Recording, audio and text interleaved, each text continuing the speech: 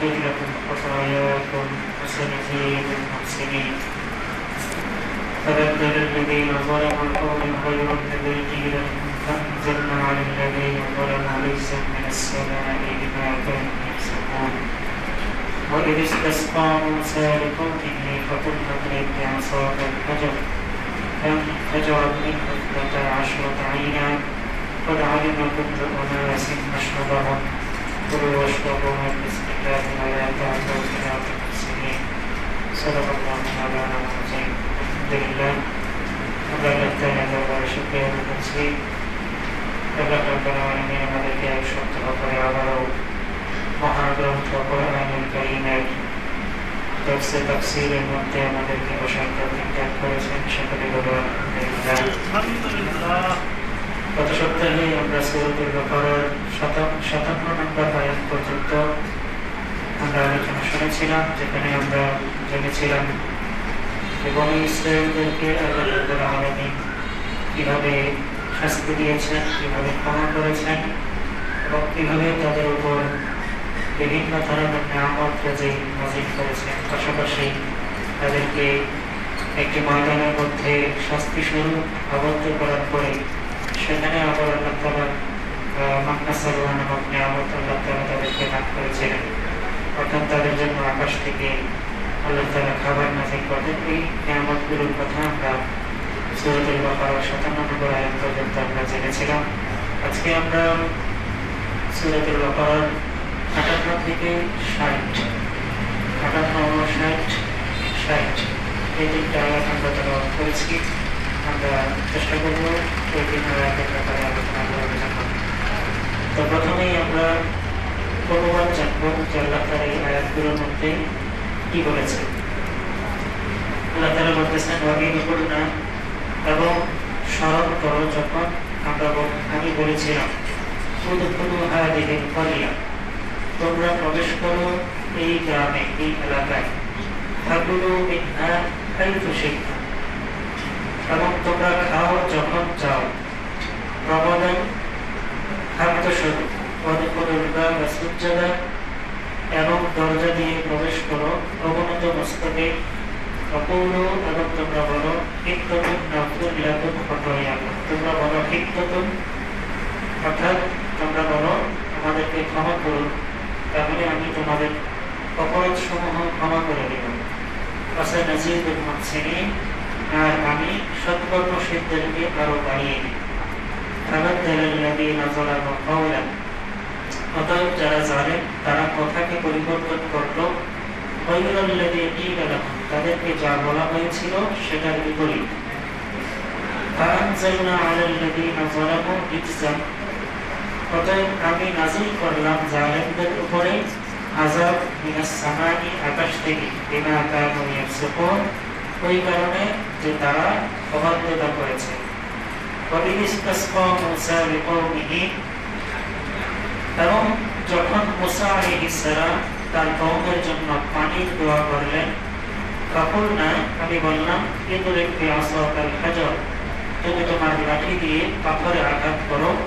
ফানফাজারাত মিনহু 12 আইনা, পরে সেটা থেকে 12টি ঝর্ণা বের হলো।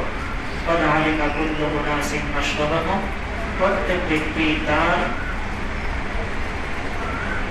পানির স্থান জেনে নিয়েছে। কুলু ওয়াশরাবু, তোমরা খাও এবং পান করো মিন রিজকিল্লাহি, আল্লাহর রিজিক থেকে। ওয়ালা তা'সাউ ফিল আরদি মুফসিদিন, এবং জমিনে তোমরা ফাসাদ সৃষ্টি করিও না। এই পর্যন্ত আল্লাহ রাব্বুল আলামিন তাদের একটি ঘটনার দিকে ইঙ্গিত করেছেন।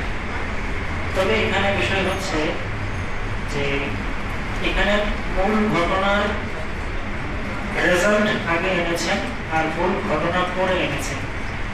তো এখানে অনেকেই অভিযোগ করে যে আসলে আল্লাহ তাআলা এখানে মূল ঘটনা পরে এনে মূল ঘটনার যে ফলাফল রেজাল্ট সেটা আগে এনেছেন কেন।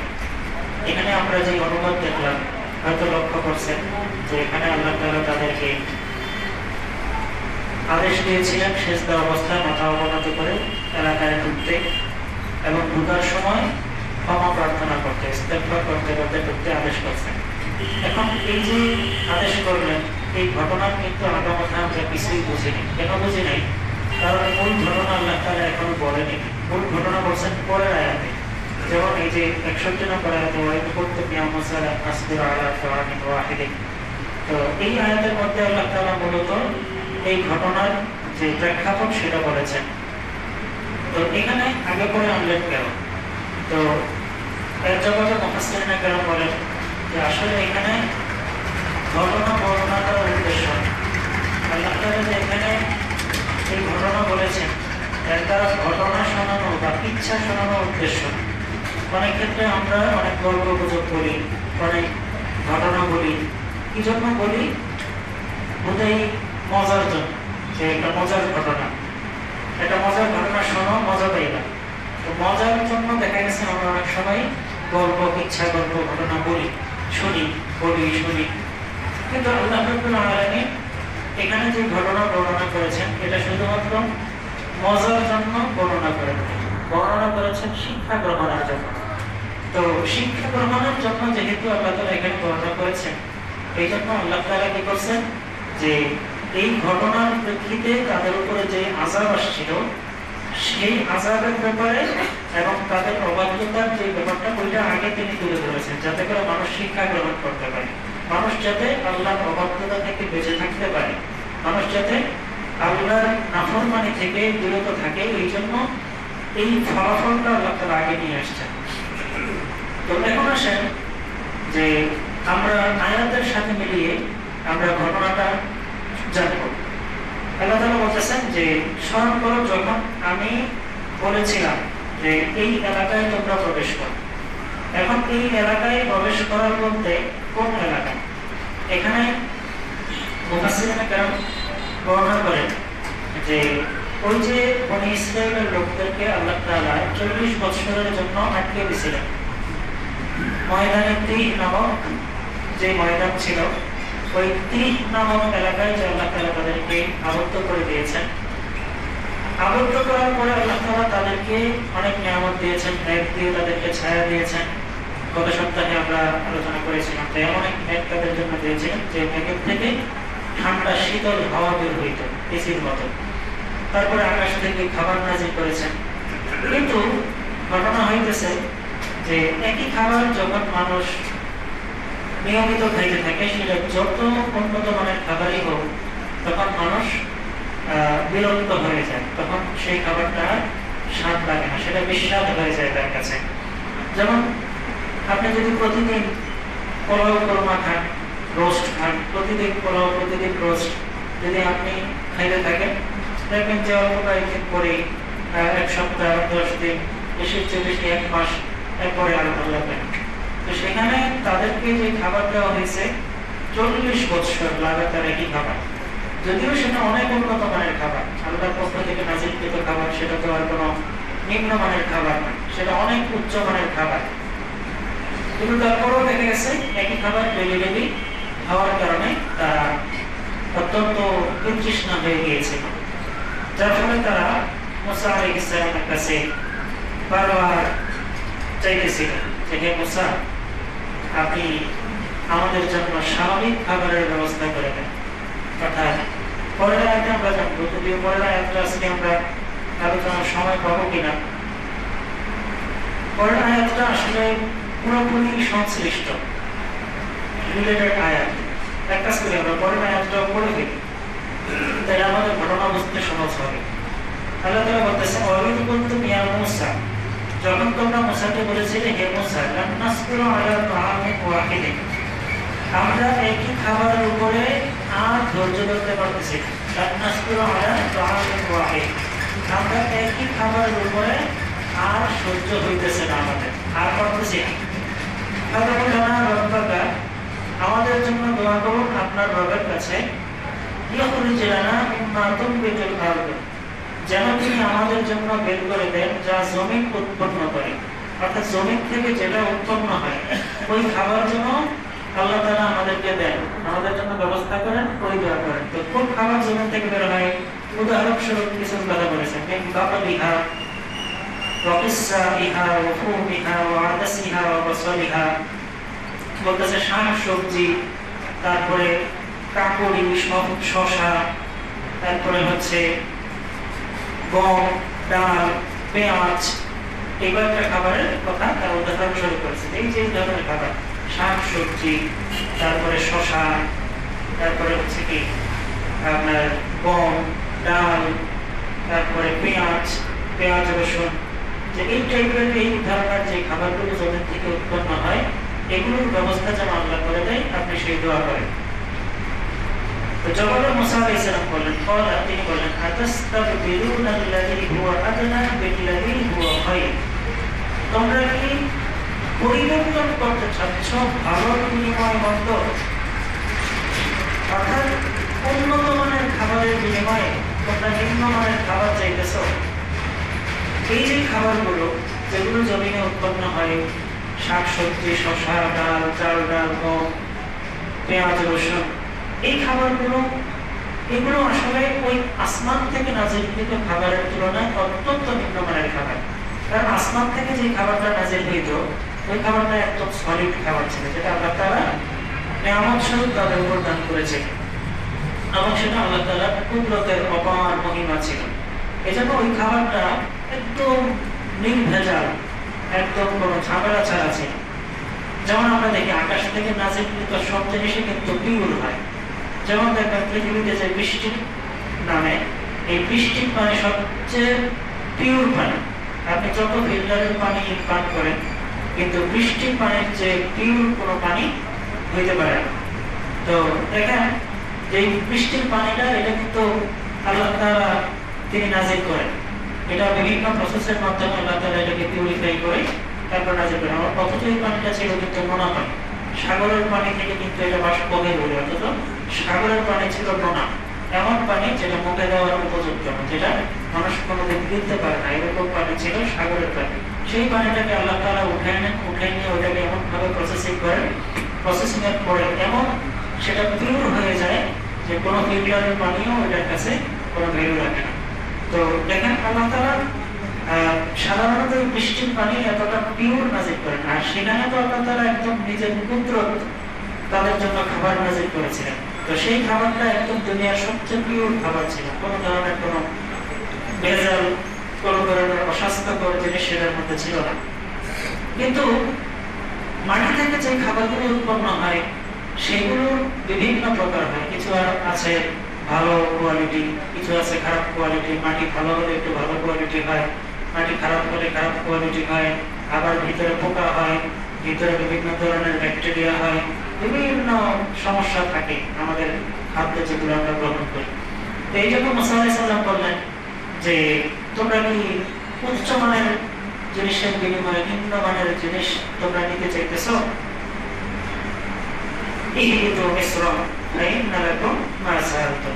যদি চাও এমনটা, তাইলে এই শহরের দিকে তোমরা চলো, শহরের দিকে তোমরা চলো। তো শহরের দিকে তোমরা চলো, ইতিপূর্বে কিন্তু শহরে যাওয়ার অনুমতি ছিল না।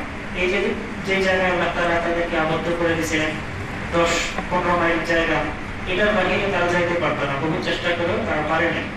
তো এই পর্যায়ে এসে 40 বছর পরে এসে যখন তারা বারবার দোয়া করতেছে বা মুসা আলাইহিস সালামের কাছে অনুরোধ করতেছে, তো তখন আল্লাহ তাআলা তাদেরকে অনুমতি দিয়েছেন। সেটাই এখানে বলতেছেন যে ইহবিতু মিসরা ফা ইন্না লাকুম মা সাআলতুম, ঠিক আছে, এখন তোমরা শহরে প্রবেশ করলে সেখানে তোমরা তোমাদের যে চাহিদা সেটা পাইবা, সেখানে তোমরা ফসল ফলাইয়া নিজেদের খাবার তোমরা উৎপন্ন করে দিতে পারবা। ওয়াদরিবাত আলাইহিমুদ যিল্লাতু ওয়াল মাসকানা, তাদের উপরে জিল্লাত এবং অপদস্থতা, অপমান অপদস্থতা তাদের উপর চাপিয়ে দেওয়া হবে। এতদিন তারা সুখে ছিল, কোনো সমস্যা ছিল না। যখনই তারা এখান থেকে বের হতে চাইল, এই যে আল্লাহর দেওয়া খাবার পছন্দ হলো না, আকাশ থেকে নাজিলকৃত, তো তখন তাদের উপরে তাদের আরো দোষ ছিল, সেটা আমরা জানবো। তো বিভিন্ন অপরাধের কারণে তাদের উপরে তারা আবারও আযাব দিয়েছে। তারা আল্লাহর পক্ষ থেকে আযাবের মুখোমুখি হলো, গজবের মুখোমুখি হলো। এটা এই জন্য যে তারা আল্লাহর আয়াতকে, আল্লাহর নিদর্শনকে তারা অস্বীকার করেছিল। এবং অন্যায়ভাবে তারা নবীকে হত্যা করেছিল। যালিকা বিমা আসাউ ওয়া কানু ইয়াতাদুন, এটা এই জন্য যে তারা অবাধ্যতার ক্ষেত্রে সীমা লঙ্ঘন করেছিল। তো তাই দেখেন এখানে আল্লাহ তাআলা পরবর্তী আয়াতে এই ঘটনাটা তুলে ধরছেন যে তারা 40 বছর একই খাবার খাওয়ার পরে বিতৃষ্ণা হয়ে যখন তারা মুসা আলাইহিস সালামের কাছে এই অনুরোধ করতেছিল বারবার যে আমাদেরকে স্বাভাবিক খাবারের ব্যবস্থা করেন, স্বাভাবিক খাবারের ব্যবস্থা করেন, তখন আল্লাহ তাআলা কি করছেন, তাদেরকে অনুমতি দিয়েছেন। এখন এই ঘটনার পিছনে আরো ঘটনা আছে, সেটা হচ্ছে যে ওই যে আমরা জেনেছিলাম যে আল্লাহ তাআলা তাদেরকে এই জায়গার মধ্যে আবদ্ধ করেছিলেন কেন, বন্দী করেছিলেন কেন। এর কারণ ছিল ওই যে আল্লাহ তাআলা তাদেরকে জিহাদ করার আদেশ করেছিলেন, তারা জিহাদের আদেশ শুনে তখন তারা কাছাকাছি আইসাও তারা তখন মুসা আলাইহিস সালামকে বলেছিল যে ফাযাহাব আনতা রাব্বুকা ফাকাতিলা ইন্না হাউনা আপনি এবং আপনার রব যান, আমরা এখানে বসছিলাম, আমরা এখানে বসতাম। তো এই কথার কারণে কিন্তু আল্লাহ তাআলা তাদেরকে আযাব দিয়েছিলেন, তাদেরকে আটকে দিয়েছিলেন। তো যখন তারা ওই যে অনুরোধ করতেছিল বারবার, তখন আল্লাহ তাআলা তাদেরকে আবার সেই গজব উঠাই দিলেন। ওই 40 বছরের যে তাদেরকে গৌরব তাদের ফেলে রেখেছিলেন সেটা মুক্ত করে দিলেন এবং বললেন যে ঠিক আছে, তোমরা যেহেতু চাইতেছো তাহলে তোমরা যাও, তোমরা যাইয়া ওই যে তোমাদের যে পূর্বপুরুষের যে তোমাদের বাসস্থান, তোমাদের যে ভূমি, ওইটাকে আবার তোমরা যাইয়া যুদ্ধ করে ওইটাকে মুক্ত করবা। আল্লাহ তাআলা ওই যুদ্ধের আদেশ আবারও তাদেরকে দিয়েছেন যে যাও এখন যাই যুদ্ধ করো। তো তখন আর তারা সেটাকে অমান্য করার সাহস পায়নি, কারণ অলরেডি তারা সেখানে 40 বছর যাবৎ তারা ভুগতেছে, সেখানে তারা আটকে আছে, বন্দী অবস্থায় আছে জেলখানার মধ্যে। তো এখন যখন আল্লাহ তাআলা তাদেরকে যুদ্ধের আদেশ দিলেন, তখন তারা সবাই জিহাদে লিপ্ত হইল। জিহাদে লিপ্ত হয়ে আল্লাহ তাআলা তাদেরকে খুব সহজেই তখন তাদেরকে বিজয় দান করলেন। তো যখন তাদেরকে, এবং সেখানে আরো অনেক বিস্তারিত ঘটনা আছে, তাদের যুদ্ধ যখন চলতেছিল আল্লাহ তাআলা তাদের যুদ্ধ বিজয় হওয়ার জন্য সূর্যকে আটকে দিয়েছিলেন। ওই দিন মানে একদিনের মধ্যেই যাতে তারা জিহাদে বিজয় লাভ করতে পারে, যুদ্ধ জয় লাভ করতে পারে, এই জন্য আল্লাহ তাআলা কি করছেন, সূর্যটাকে আটকে দিয়েছেন। বিকেল হয়ে গেছে, তো বিকেল হয়ে যাওয়ার পরে আল্লাহ তাআলা সূর্যকে আদেশ করছেন যাতে সূর্য থেমে যায়, তাদের যুদ্ধ শেষ হওয়ার আগ পর্যন্ত ওই সূর্য আর ডুবে। তো যখন মুসলমানরা, তারাই তো তখন মুসলমান, মুসলমান মানে কি যারা আল্লাহ তাআলার পথে চলে, ইসলাম গ্রহণ করেছে, যারা আল্লাহর কাছে আত্মসমর্পণ করে, তারাই মুসলমান। তো ওই সময় তারাই কিন্তু মুসলমান ছিল। তো যাই হোক, তখন আল্লাহ তাআলা এই সূর্যকে আটকে দিলেন, তারা জিহাদ করতে করতে আল্লাহ তাআলা তাদেরকে বিজয় দান করলেন। তো তারা বিজয় হওয়ার পরে যখন তারা ওই শহরের মধ্যে প্রবেশ করবে, তো শহরের মধ্যে প্রবেশ করার সময় আল্লাহ তাআলা তাদেরকে এই আদেশ দিলেন যে উদখুলু হাযিহিল ক্বরিয়াতা ফাকুলু মিনহা হাইথু শি'তুম রাগাদা, যে যাও তোমরা এখন শহরে যাও, শহর তোমাদেরকে আমি বিজয় করে দিয়েছি, তোমাদেরকে আমি বিজয় দান করছি, তোমরা এখন শহরে যাইবা, যাইয়া সেখানে তোমাদের যা ইচ্ছা খাইবা, যা ইচ্ছা তোমরা ফসল ফলাইবা, তোমাদের চাল দরকার চাল ফলাইবা, চাল ডাল গম আটা ময়দা সুজি, তারপরে শস্য, যা কিছু দরকার তোমরা সেখানে খাও। তবে আল্লাহ তাআলা শর্ত জুড়ে দিয়েছেন, তোমরা কি করবা, যখন ওই শহরের দরজা দিয়ে প্রবেশ করবে, শহরের দরজা অনেকের কাছে এই জিনিসটা অপরিচিত মনে হতে পারে যে শহরের আবার দরজা কিসের। শহরের, আমাদের জমানায় শহরের কোনো দরজা থাকে না, কিন্তু ওই জমানায় ছিল। সব শহরের মধ্যেই প্রাচীর ছিল। সকল রাষ্ট্রের সেনাপ্রধান বা রাষ্ট্রপ্রধান যারা ছিলেন, তারা নিজেদের রাষ্ট্র হেফাজতের জন্য রাষ্ট্রের চতুর্পাশে এরকম দেয়াল করে দিত, যেটাকে প্রাচীর বলা হতো, প্রাচীর। তো ওই প্রাচীরের গেট থাকতো, ওই প্রাচীরের গেট ছাড়া ওই শহরে প্রবেশ করা যেত না। এটা প্রত্যেকটা রাষ্ট্রে, প্রত্যেকটা শহরে এই ব্যবস্থাপনা ছিল। যেমন বর্তমানেও দেখবেন যে চীনের প্রাচীর নামে একটা বিষয় আছে, পৃথিবীর সপ্তম আশ্চর্য বিষয় থেকে একটা বিষয়, যে চীনের যে প্রাচীর, এই চীনের প্রাচীরও কিন্তু একটা সময় যে কারণে নির্মাণ করা হয়েছিল, এই কারণে যে যুদ্ধের কবল থেকে বা শত্রুদের আক্রমণ থেকে দেশকে রক্ষা করার জন্য। এখন তো মনে করেন আধুনিক জমানা হয়েছে, ওই আকাশ পথে এসে আক্রমণ করে। তো আগের জমানায় তো আকাশ পথে এসে আক্রমণের সিস্টেম ছিল না, যার কারণে সমস্ত যুদ্ধগুলোই পদাতিক হতো বা জমিনে হতো। তো এখন তো মনে করেন জমিনেও যুদ্ধ হয়, আকাশেও যুদ্ধ হয়, যার কারণে এখন আর ওই প্রাচীর সিস্টেম এখন আর পৃথিবীতে নাই। কিন্তু একটা সময় ছিল যে সব শহরের প্রাচীর থাকতো, আর নির্দিষ্ট একটা গেট দিয়ে প্রবেশ করা লাগতো। তো এখন আল্লাহ তাআলা বলতেছেন যে যখন তোমরা দরজা দিয়ে গেট দিয়ে প্রবেশ করবা, প্রবেশ করার সময় দুইটা শর্ত আল্লাহ তাআলা তাদেরকে জুড়ে দিয়েছেন। এক নম্বর হচ্ছে যে তোমরা তোমরা সেজদা অবস্থায় প্রবেশ করবা। সেজদা অবস্থায় আবার প্রবেশ করবে, সেজদা দিলে তো মানুষ আর চলতে পারে না, সেজদা তো মাটির মধ্যে ধ্যান রাখে। তো এখানে সেজদা দ্বারা ওই মাটিতে মাথা রাখার সেজদা উদ্দেশ্য না, বরং এখানে সেজদা হচ্ছে মাথা ঝুঁকানো উদ্দেশ্য। অর্থাৎ তার আল্লাহ তাআলার কাছে মাথা নত করে, যে আল্লাহর সামনে বিনয়ী হয়ে, অনেকগুলো অর্থই এখানে ইনক্লুড হয়, অন্তর্ভুক্ত হয়। তার মধ্যে বিনয়ী হয়ে, তাওয়াজু অবলম্বন করে, কোনো অহংকার ছাড়া নিরহংকার ভাবে বিনয়ী হয়ে এবং মাথা অবনত করে যেন তারা প্রবেশ করে, এই আদেশ আল্লাহ তাআলা দিয়েছেন। আর দ্বিতীয় একটা শব্দ করে দিয়েছেন যে প্রবেশ করার সময় ওয়াকুলু হিত্তাতুন, এবং তোমরা বলতে থাকবে হিত্তা হিত্তা হিত্তা হিত্তা হিত্তা বলতে বলতে তোমরা প্রবেশ করবে। এখন হিত্তা মানে কি? হিত্তা শব্দের অর্থ হচ্ছে আমাকে ক্ষমা করো, আমাকে মাফ করে দিন, অর্থাৎ নিজের অন্যায় অপরাধের জন্য আপনার অনুনয় বিনয় করে আল্লাহর কাছে ক্ষমা চাও। তো এখন আল্লাহ তাআলা আদেশ করলেন যে তোমরা মাথা নত করে বিনয়ী হয়ে এবং মুখে হিত্তা বলতে বলতে তোমরা প্রবেশ করবে। দুইটা শর্ত জুড়ে দিয়েছেন, খুব কঠিন কিছু না, কিন্তু এই দুইটা বিষয় মানা, যে মাথা নত করে তারপরে মুখে হিত্তা বলতে বলতে, যেমন ধরেন বলা হলো যে ইস্তেগফার করতে করতে আস্তাগফিরুল্লাহ আর হিত্তার অর্থ কাছাকাছি অর্থই। তো আস্তাগফিরুল্লাহ আস্তাগফিরুল্লাহ বলতে বলতে তোমরা প্রবেশ করবা। তো এটা তো কঠিন কিছু না। তো আল্লাহ তাআলা এই সহজ দুইটা আদেশ তাদেরকে করছেন যে দীর্ঘ 40 বছর পর আমি তোমাদেরকে জেলখানা থেকে মুক্ত করেছি। দীর্ঘ 40 বছর তোমরা দেয়ালহীন জেলখানায় বন্দী ছিলে, এখন 40 বছর পর তোমাদেরকে আমি আজাদ করে দিলাম। তো দেওয়ার পরে এখন তোমরা শহরে স্বাধীন হিসেবে বিজয়ী দেশে তোমরা প্রবেশ করলাম, কিন্তু করার সময় ছোট্ট দুটা কাজ করবা, একটা হলো মুখে করবা হিত্তা, আর কাজে করবা মাথাটার মতো করে প্রবেশ করবা। কিন্তু এমন এক জাতি, এমন এক ঘাটতারা এক জাতি, তারা এই দুইটা আদেশও অমান্য করবে। তাদের ভিতরে যে পশুত্ব, তাদের ভিতরের যে উচ্ছৃঙ্খলতা, সেগুলোর কারণে তারা এই আদেশও তারা অমান্য করবে।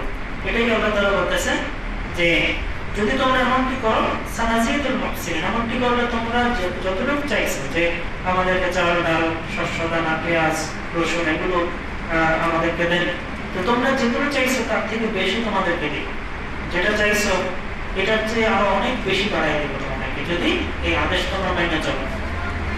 এখন তারা কি করলো? তারা পরিবর্তন করে দিল আল্লাযীনা যালামু, যারা জালেম, অর্থাৎ তাদের অনেক লোক, সবাই না, হয়তো কিছু মানুষ পেতে গেছে। তো যারা জালেম তারা কি করলো? তারা পরিবর্তন করে দিল কওলান, কথাটাকে,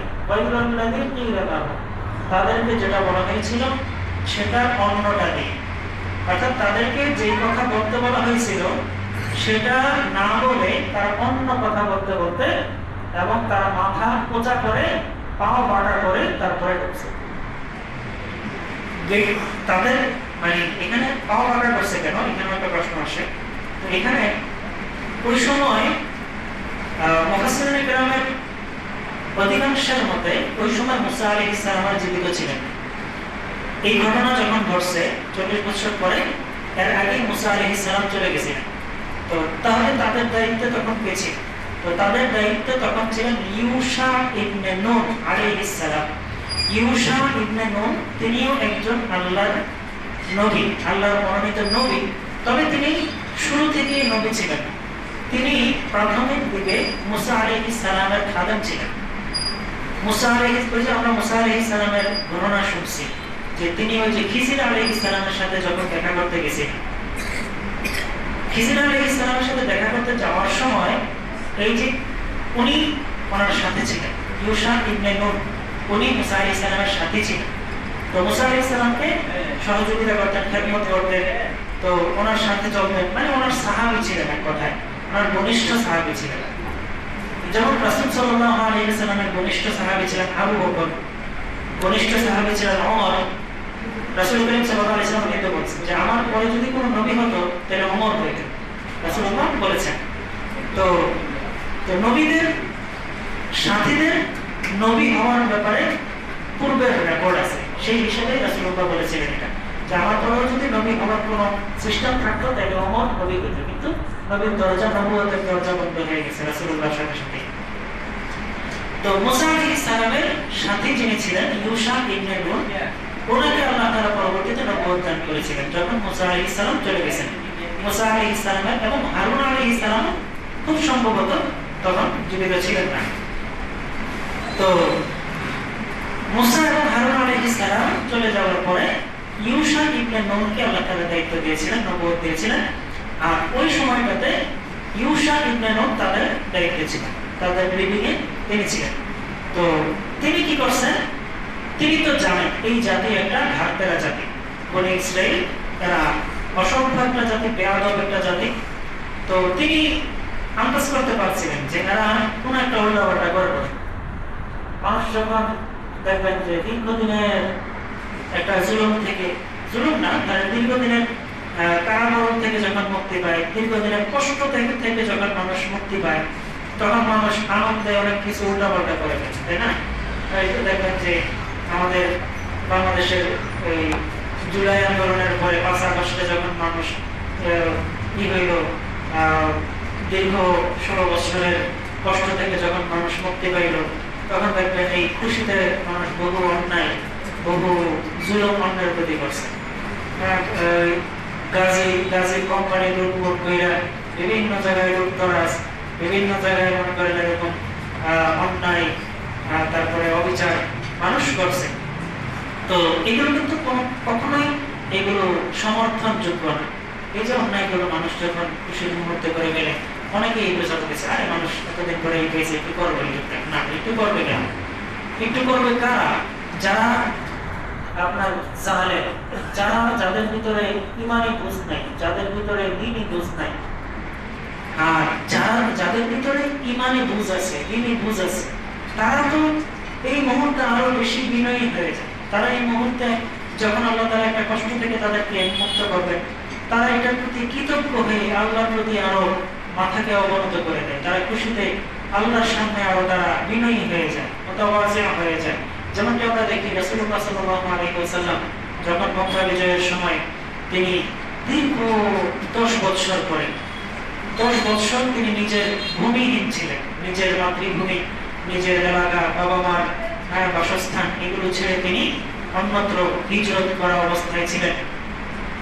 তো এতদিন পরে যখন নিজের মাতৃভূমিতে ফিরে আসছেন, এতদিন যারা জুলুম করছে, যারা রাসূলুল্লাহর মাথার উপরে উটের নাড়িগুলো চাপাই দিয়েছে, সীমাহীন কষ্ট যারা দিয়েছে, তাদের উপর যখন আল্লাহর নবী বিজয়ী হলেন, তখন আমাদের দেশের লোক হলে বা আমাদের মেন্টালিটির মানুষ হলে রাসূলুল্লাহ সাল্লাল্লাহু আলাইহি ওয়াসাল্লাম তাদের উপরে এরকম জুলুম করতেন বা এরকম অন্যায় করে ফেলতেন, বা তাদের প্রাপ্য অন্তত দিতেন। অন্যায় তো আর করা সম্ভব না, তাদের প্রাপ্যটা অন্তত দিতেন।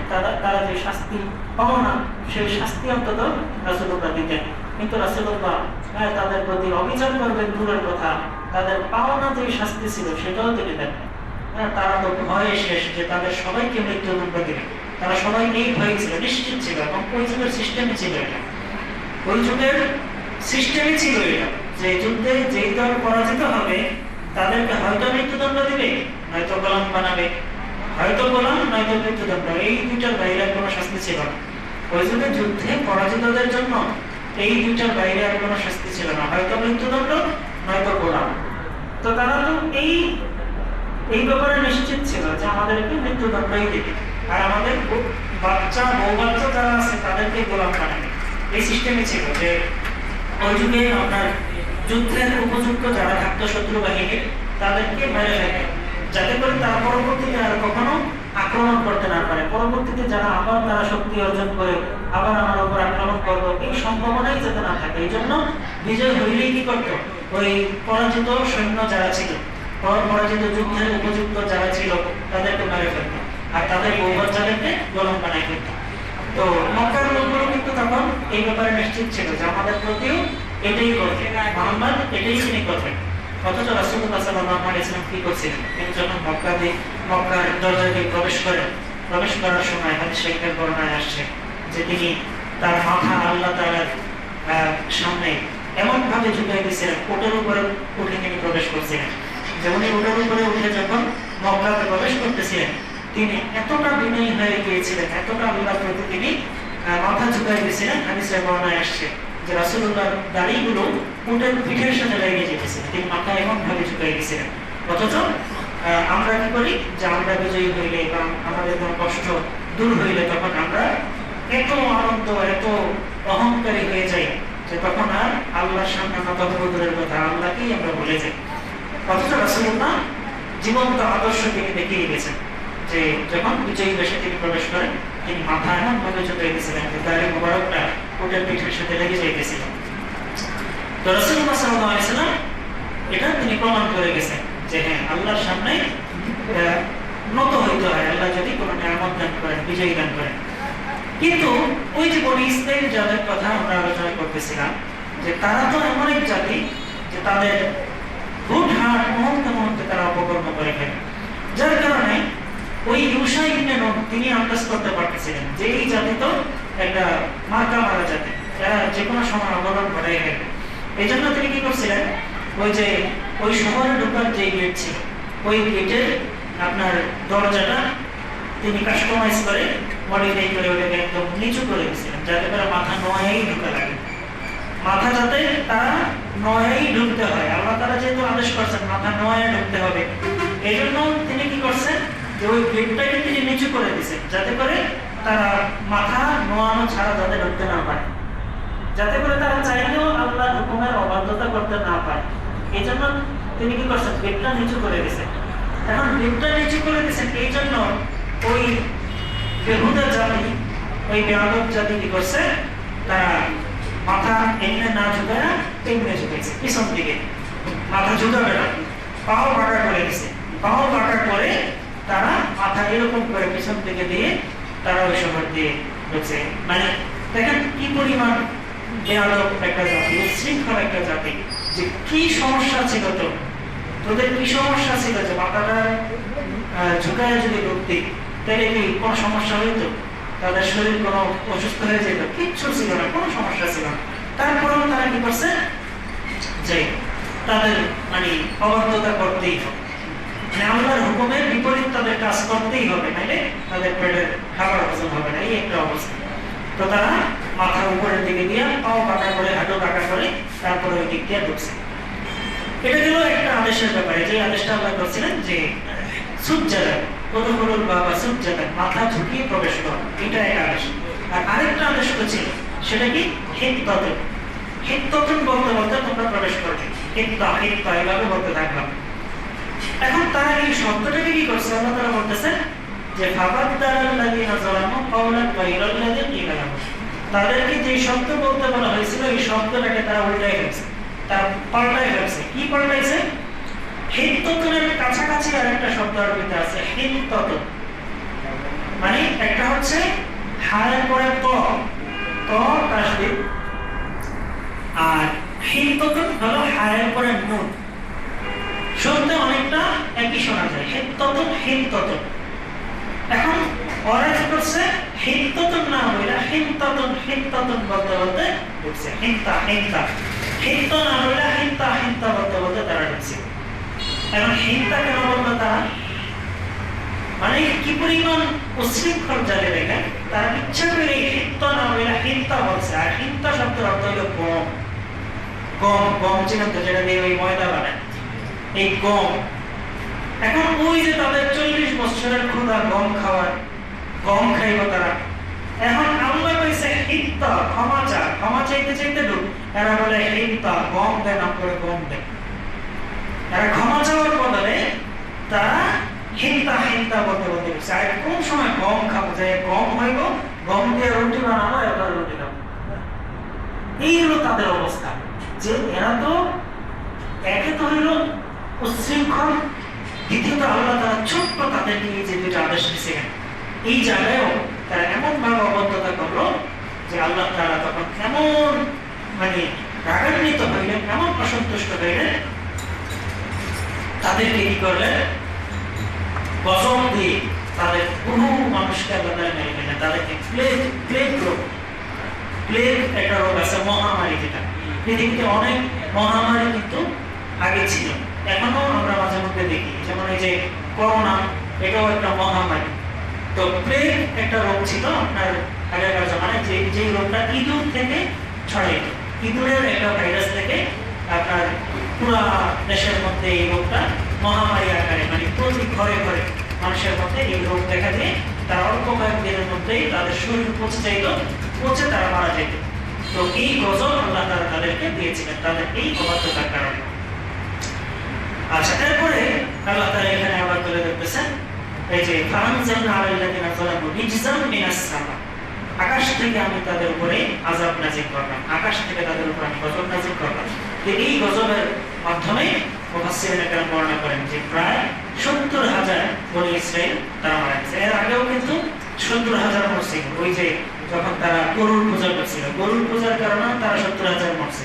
এরপরে আবার যখন তারা এই ইসলামিকা করছে, দাবি করছে, তখনও আল্লাহ তাআলা ওই প্লেগ রোগের মাধ্যমে তাদেরকে প্রায় ৭০,০০০ তারা মারা গেছে। আচ্ছা, এরপরে আল্লাহ তাআলা যে আয়াতটা বলতেছেন, এবং যখন মূসা তার কওমের জন্য পানি চাইলেন, তখন আমি বললাম ইদরিব বিআসাকাল হাজার, আপনি আপনার লাঠি দিয়ে পাথরে আঘাত করুন। আচ্ছা, এখানে এসে আবার একটা প্রশ্ন জাগে যে একটু আগে আমরা জানলাম যে ওই সময়টাতে, এই ঘটনার সময় মূসা আলাইহিস সালাম আর ছিলেন না, তখন ছিলেন মূসা আলাইহিস সালামের পরবর্তী নবী ইউশা ইবনে নূন। কিন্তু এখানে আবার আল্লাহ তাআলা মূসা আলাইহিস সালামের কথা বলতেছেন যে মূসা তার কওমের জন্য পানি চাইলেন।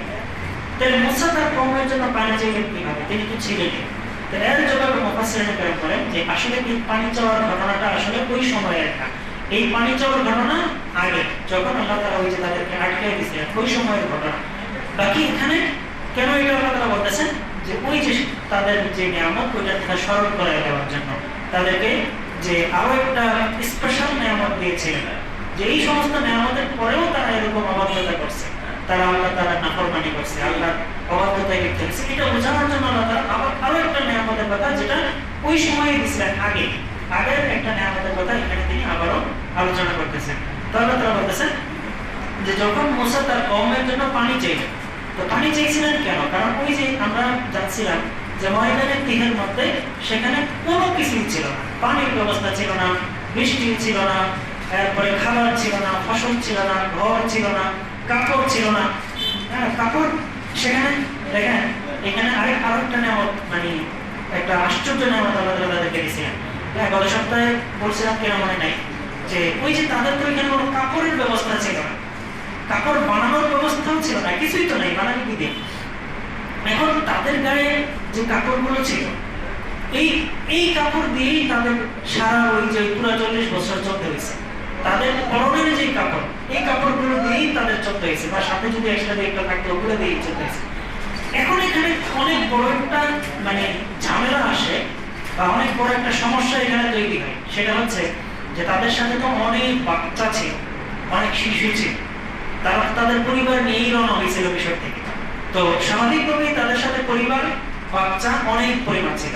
তাহলে বাচ্চারা, আমরা দেখি যে বাচ্চাদের কাপড় 1 বছর পরেই আর লাগে না, বাচ্চাদের কাপড়গুলো 1 বছর পরেই ছোট হয়ে যায়, তাদের শরীরে ফিট হয় না, বা বড় জোর 2 বছর পরানো যায়, এরপরে বাচ্চাদের কাপড় লাগে না।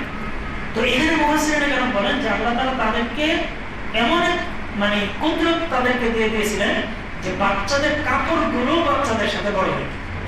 বাচ্চাদের কাপড়গুলো, যে ছোট কাপড়গুলো ছিল, আল্লাহ তাআলা এক কুদরত সেখানে দিয়ে দিয়েছিলেন যে বাচ্চারা যেরকম বড় হইতো, তাদের সাথে সাথে কাপড়গুলো বড় হইতো।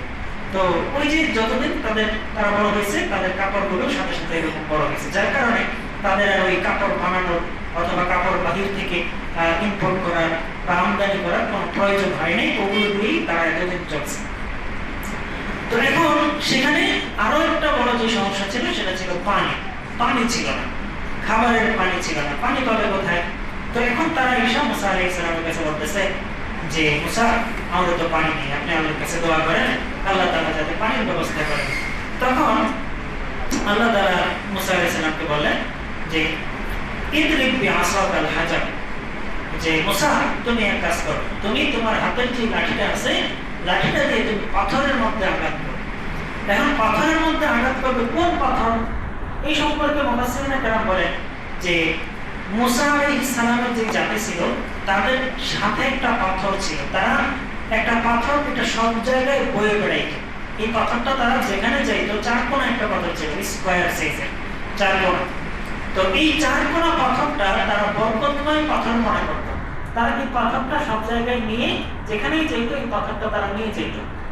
আর মুফাসসিরিন কারণ বলেন যে এই পাথরটার মানে আকৃতি বা সাইজ ছিল হচ্ছে একটা আপনার গাধার মাথার সমপরিমাণ, অথবা কেউ কেউ বলছেন আরো বড় সাইজের। তো যেটাই হোক যে ওই পাথরটা চার কোণা টাইপের ছিল। তো এখন ওই পাথরটা মুসা আলাইহিস সালাম যখন বাড়ি দিলেন, এই লাঠি দিয়ে যখন আঘাত করলেন, ফানফাজারাত মিনহু ইসনাতা আশারা আইন, সেখান থেকে 12টা ঝর্ণা বের হলো। সুবহানাল্লাহ, এই পাথর থেকে 12টা ঝর্ণা বের হয়েছে। তো ওই চার কোণা থেকে 3টা করে, মানে প্রত্যেক সাইড থেকে 3টা করে ঝর্ণা, 3টা করে পানির ফোয়ারা বের হয়েছে। হ্যাঁ, প্রতি সাইড থেকে 3টা করে, 3 4 12টা ফোয়ারা বের হয়েছে। 12টা কেন বের হয়েছে? কারণ আমরা ইতিপূর্বে যাচ্ছিলাম, তারা যখন ওই যে নদী করা হয়েছে তখন কিন্তু 12টা রাস্তা হয়েছে। তো কেন? কারণ তারা 12টা গোত্র ছিল। ওই যে ইয়াকুব আলাইহিস সালামের 12 সন্তান, তাদেরকে তো বলে ইসরাঈল বলে। তো ওই বংশের লোকগুলো চিহ্নিত থাকতো যে এরা এই বংশের। হ্যাঁ, এবং তাদের নেতৃত্বেও আলাদা আলাদা লোক থাকতো। তো এই জন্য এই ঝর্ণাও আল্লাহ তাআলা পাথর থেকে যে ঝর্ণা দিয়েছিলেন, এই ঝর্ণাও আল্লাহ তাআলা দিয়েছেন 12টা। এবং কার কোনটা এটাও আল্লাহ তাআলা চিহ্নিত করে দিয়েছেন যে এই গোত্রের এটা, সেই গোত্রের সেটা, এটাও আল্লাহ তাআলা চিহ্নিত করে দিয়েছেন। যে কথাটা এখানে বলছেন যে কদ আলিমা কুল্লু উনাসিন মাশরাবাহুম, যে প্রত্যেকেই জেনে নিছে যে কার কোনটা ঝর্ণা, কোন ঝর্ণাটা কার, এটাও আল্লাহ তাআলা চিহ্নিত করে দিয়েছেন, যাতে করে ওই ঝর্ণা নিয়ে আবার তাদের মধ্যে মারামারি না হয়। তারা তো এমনিতেই আজীব জাতি। হ্যাঁ, তো এখন যদি ঝর্ণা মনে করেন একটা দিত, তখন আবার লাগতো তাদের মধ্যে মারামারি। হ্যাঁ, বলতো যে আমগো গোত্রের লোক আগে নেবে, সেই বলতো না আমগো গোত্র আগে নেবে, হ্যাঁ বলতো না আমাদের গোত্র আগে নেবে, এই বলতো তাদের মধ্যে ঝামেলা লাগতো। আবার ওই যে রাস্তা যখন 12টা দিয়েছিলেন, তখনও তাদের মধ্যে এই জন্যই 12টা দিয়েছিলেন, একটা দিয়ে যেতে পারতো। কিন্তু একটা দিয়ে যাওয়ার সময় মনে করেন যে একটা দিয়ে আগে পেয়ে যায় যে সম্মানিত, এরা সম্মানী ব্যক্তি আগে যায়, তখন তাদের মধ্যে আবার এই গ্যাঞ্জাম লাগতো যে আমরা আগে যাবো, হ্যাঁ ওই দল করতো না আমরা আগে যাবো। এই জন্য আল্লাহ তাআলা যাতে তারা এই গ্যাঞ্জাম করতে না পারে 12টা আলাদা।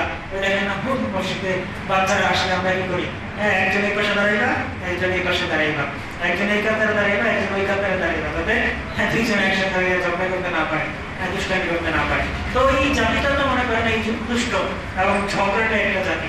এই জন্য আল্লাহ তাআলা তাদেরকে ওই রাস্তাও 12টা করে দিয়েছে যে 12 দল 12 রাস্তা দিয়ে যাও, কেউ কারোর সাথে কোনো গ্যাঞ্জাম করবে না, ঝামেলা করবে না। তারপরে যখন ঝর্ণা দিয়েছেন, তো এই ঝর্ণাও আল্লাহ তাআলা কি করছেন 12টা দিয়েছেন, যাতে করে একজন আরেকজনের সাথে গ্যাঞ্জাম না হয়, ঝামেলা না হয়।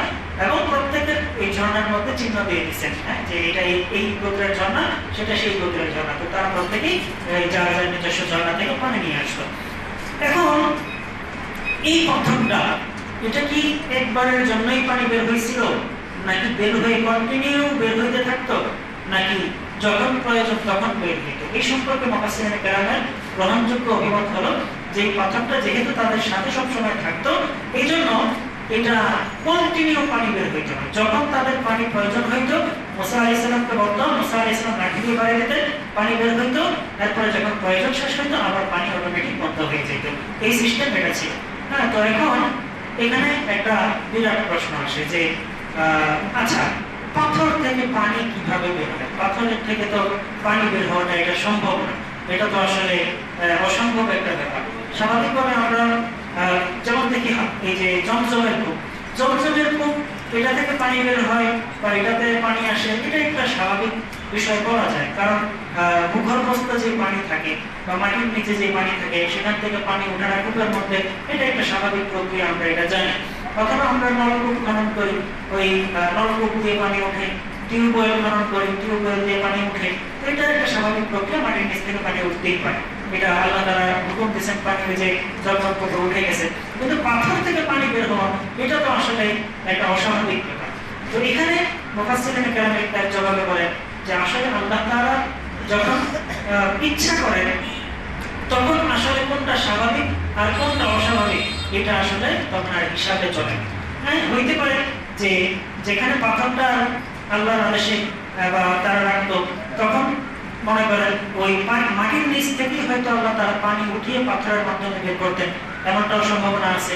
আবার এমনও হতে পারে যে সম্পূর্ণ কুদরতি ভাবে মুসা আলাইহিস সালামের মুআজিজার স্বরূপ এই পাথর থেকে আল্লাহ তারা পানি বের করে দিতেন। এরকম আরো অনেক মুআজিজা কিন্তু আম্বিয়া কেরামের আছে। যেমন আমাদের নবী রাসূলুল্লাহ সাল্লাল্লাহু আলাইহি ওয়াসাল্লামের এরকম অনেকগুলো মুআজিজা আছে, অনেকগুলো মুআজিজা। যেমন একটা সফরের মধ্যে সাহাবায়ে কেরাম জিহাদে বের হয়েছেন, এখন রাস্তার মধ্যে পানি শেষ, এখন পানি শেষ, এখন কোথায় পানি পাবেন? ওযু করবেন কি দিয়ে, পানি পান করবেন কি দিয়ে? এদিকে জিহাদের ময়দান, পানি তো নাই। রাসূলুল্লাহ সাল্লাল্লাহু আলাইহি ওয়াসাল্লাম বললেন যে শোনো, এক কাজ করো, তোমরা দুজন সাহাবীকে পাঠিয়েছেন, তোমরা যাও অমুক জায়গায় যায় দেখবা যে একটা মহিলা উটের পিঠের মধ্যে করে এরকম 2 মটকা ভরে পানি নিয়ে যেতেছে, তাকে তোমরা ধরে নিয়ে আসো। তো এখন ওই যুগের মটকা তো না, মনে করেন পানি থলে আর কি, ওই যে মস্ক জাতীয় বড় বড় থলে থাকতো চামড়া, এটার ভিতরে পানি ভরে নিয়ে মানুষ বহন করতো। তো এরকম 2 মাসে দুটো এরকম বস্তার মতো থলে মনে করেন বাইধা এগুলো পানি ভরে তারা নিয়ে যেত, ওই যুগের সিস্টেম ছিল। তো ওই মহিলা যখন এই পানি নিয়ে যাইতেছে, রাসূলুল্লাহ সাল্লাল্লাহু আলাইহি ওয়াসাল্লাম বললেন, তুই কিন্তু দেখেন নাই, এটা মুআজিজার স্বরূপ আল্লাহ তাআলা জানিয়েছেন যে অমুক জায়গায় একটা মহিলা পানি নিয়ে যাইতেছে। তো রাসূলুল্লাহ বললেন যে তোমরা যাইয়া ওই মহিলাটাকে নিয়ে আসো। তো ওই মহিলাকে যখন নিয়ে আসছে, আনার পরে রাসূলুল্লাহ বললেন যে দেখো, আমার সাহাবীদের পানি দরকার, তুমি যদি অনুমতি দাও তাহলে তোমার থেকে আমরা কিছু পানি নিব আমরা। তখন মহিলা বলল যে ঠিক আছে, সমস্যা।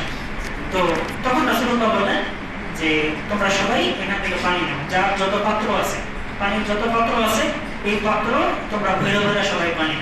তখন সাহাবায়ে কেরাম তাদের সাথে যত পাত্র আছে, যত মনে করেন পানির মস্ক ছিল, যত পানি ছিল, এই সবগুলো মস্ক পাত্র এই সবগুলো ভরিয়া ওই মহিলার থলে থেকে পানি নিছেন। তো ওই মহিলা বলে যে আল্লাহর কসম যে আমার থলে থেকে এক ফোঁটা পানিও কমে। অথচ মানে যুদ্ধের ময়দানে মনে করেন অন্তত 1000 খানেক সাহাবী তো হবে, এর চেয়ে কম তো হবে। 1000 মানুষ মিলে মনে করেন তাদের সব পাত্রগুলো ভরে পানি দিছে। এখানে তো মনে করেন একটা পুকুরও শেষ হয়ে যাওয়ার কথা, একটা হাউস, বড় সড়ো হাউসও শেষ হয়ে যাওয়ার কথা, কিন্তু এতগুলো মানুষ নিজেদের সব পাত্র ভরে পানি দিছে, তারপরও এক ফোঁটা পানিও কমেনি। আরেক যুদ্ধের ময়দানে পানি শেষ হয়ে গেছে এরকম। তো পানি শেষ হওয়ার পরে এখন সাহাবীরা ওযু করবেন, ওযু করার জন্য পানি দিয়ে বললেন ইয়া রাসূলুল্লাহ, পানি তো নাই, ওযু করবো কিভাবে? খুব সম্ভবত তখনও তায়াম্মুমের বিধান নাযিল হয়। তায়াম্মুমের বিধান নাযিল হইলে হয়তো আল্লাহর নবী বলতেন তোমরা তায়াম্মুম করে ফেলো, কিন্তু তখনও তায়াম্মুমের বিধান নাযিল হয়। তো এখন পানি আছে মাত্র এক পেয়ালা, এক পাত্র পানি আছে, কিন্তু সাহাবীদের সংখ্যা মনে করেন প্রায় কয়েকশো সাহাবী ওযু করবে, পানি আছে এক পাত্র। এখন রাসূলুল্লাহ বললেন যে শোনো, তোমরা এক কাজ করো, পাত্রটা আমার হাতে দাও, তারপরে আমি পানি ঢালি, তারপরে তোমরা সবাই ওযু করো। তো রাসূলুল্লাহ সাল্লাল্লাহু আলাইহি ওয়াসাল্লাম পাত্রটা এইভাবে হাতে নিলেন, হাতে নিয়ে তিনি তার 2টা আঙ্গুল পাত্রের যে এইভাবে যে কাজ করছেন, পাত্রের এই মাথার মধ্যে তিনি 2টা আঙ্গুল চোবাই দিলেন। সাহাবায়ে কেরাম বলেন যে রাসূলুল্লাহ সাল্লাল্লাহু আলাইহি ওয়াসাল্লামের আঙ্গুলের 2 আঙ্গুলের ছিদ্র দিয়ে এমন ভাবে পানি বের হইতেছিল, মনে হচ্ছিল যে পাহাড়ের কোন ঝর্ণা দিয়ে পানি নামতেছে। সুবহানাল্লাহ, যে পানি যে নামতেছে, আমরা যুদ্ধের ময়দানে সমস্ত সাহাবীগুলো আমরা ওযু করলাম, ওযু করার পরেও আমরা তাকায় দেখি যে ঝর্ণার মধ্যে, এই পাত্রের মধ্যে, পেয়ালার মধ্যে যতটুকু পানি ছিল, এক ফোঁটা পানিও সেখান থেকে কমেনি। সুবহানাল্লাহ, তাহলে দেখেন এত কয়েকশো সাহাবী সেখান থেকে ওযু করলেন, ওযু করার পরেও এক ফোঁটা পানি ওই পাত্র থেকে কমেনি। তাইলে দেখেন যে আল্লাহ তাআলা এই যে কুদরত, আল্লাহ তাআলা যে মুআজিজা রাসূলদেরকে দিয়ে প্রকাশ করেন, এটার জন্য আসলে পিছনের কোনো রিজন খোঁজার দরকার নেই যে পানি কোথা থেকে আসতেছে, মাটির তলে থেকে আসতেছে না কোথা থেকে আসতেছে, আল্লাহর আদেশ হয়েছে বাস পানি আসতেছে, কোথা থেকে আসতেছে সেটা আল্লাহ তাআলাই ভালো জানে। তো এইভাবেই আল্লাহ তাআলা ওই মুসা আলাইহিস সালামের জাতিকে এই পাথরের ভিতর থেকে তিনি পানির ব্যবস্থা করে দিয়েছিলেন। তারপরে আল্লাহ বললেন যে কুলু ওয়াশরাবু, খাও এবং পান করো। খাও কি খাইবা? যে আকাশ থেকে যে পানি তোমাদের জন্য নাযিল করি সেটা খাইবা, আর পান করবা ব্যাপারটা যে পানি আকাশ থেকে যে খাবার নাযিল করি সেটা খাইবা, আর পাথর থেকে যে পানি তোমাদেরকে আমি বের করে দিই সেই পানি তোমরা পান করবা। বলে দিয়েছে ওয়ালা তাসাউ ফিল আরদি মুফসিদিন, আর তোমরা জমিনের মধ্যে কোনো ফাসাদ সৃষ্টি করবে না, ফিতনা ফাসাদ তোমরা সৃষ্টি করবে না। অর্থাৎ এই নিয়ামত তোমাদেরকে দিছি, দিয়ে এই নিয়ামত খেয়ে এই নিয়ামত ভক্ষণ করে তোমরা কি করবা, তোমরা বিনয়ী হয়ে চলবা, তোমরা বাধ্য হয়ে চলবা, অবাধ্যতা করবে না, ফাসাদ সৃষ্টি করবে না, ঝামেলা তৈরি করবা। কিন্তু ওই তাদের যে স্বভাব, তারা তো ঝামেলার মানুষই, তারা তো ঝামেলা করবে। তো যাই হোক, এখানে আল্লাহ তাআলা ওই তাদের আগের ঘটনাগুলো আবার একটা নিয়ামতের ব্যবহার করেছেন। বাকি এখানে অধিকাংশ আয়াত, এখানে এই পৃষ্ঠার মধ্যে পুরোটার মধ্যে 4টা আয়াত, তার মধ্যে আপনার 3টা আয়াতই ওই পরবর্তী সময় 40 বছর পরের সময়ের ঘটনা, যেটার কথা একটু আগে আমরা জানলাম, যে ওই যে যুদ্ধ করে তার শহরে প্রবেশ করার সময় যে ঘটনা এবং তারা যে অঘটন তখন ঘটাইছিল, যে অবাধ্যতা করছিল, সেই ব্যাপারে হচ্ছে এখানে আল্লাহ তাআলা আলোচনা করেছেন। এবং এখান থেকে এই তাদের ফলাফলের কথা আগে বর্ণনা করেছেন। শুরুতেই যে কথাটা বলছিলাম যে তাদের ওই ঘটনা পরে বলছেন, রেজাল্ট আগে বলছেন। তাদের ঘটনার ফলাফল কি, যে তাদেরকে আযাব দিয়েছেন, আযাব দিয়ে তাদেরকে প্লেগ দিয়ে তাদেরকে ধ্বংস করে দিয়েছেন, তাদেরকে প্রায় 70,000 মানুষকে মৃত্যুদণ্ড দিয়েছেন। তো এই কথা আগে বলার উদ্দেশ্য হচ্ছে যে আল্লাহ তাআলার অবাধ্যতার ক্ষেত্রে যেন আমরা খুব সতর্ক হয়ে যাই, যে আমরা যখনই কোনো অন্যায় করি, যখন আমাদের পাপের বোঝা ভারী হয়ে যায়, তখনই কিন্তু আল্লাহ তাআলা পৃথিবীতে আযাব দেন। তখনই আল্লাহ তাআলা বিভিন্ন ধরনের অশান্তি, বিভিন্ন ধরনের গজব, তারপরে কি জালেম শাসক আমাদের উপর চাপাই দেন।